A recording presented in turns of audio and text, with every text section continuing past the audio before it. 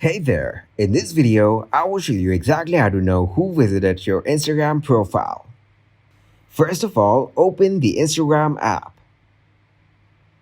After getting into your Instagram account, click on your profile icon from the bottom right corner. Then click on Menu from the top right corner and go into Settings and Privacy. Scroll down in Settings and tap on Account Type and Tools. Then click on Switch to Professional Account. Tap on Continue until they ask you to describe the best category. After that, choose the category which helps people find your account. Select the Digital Creator option and click on Next. Once you set your account as creator, click on your profile photo to upload a story.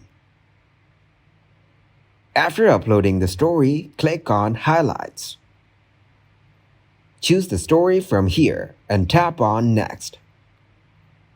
It has created a new highlight of that story, so you can change the name of this highlight if you want. Otherwise, click on Done. Tap to view the highlights and see the insights of your story,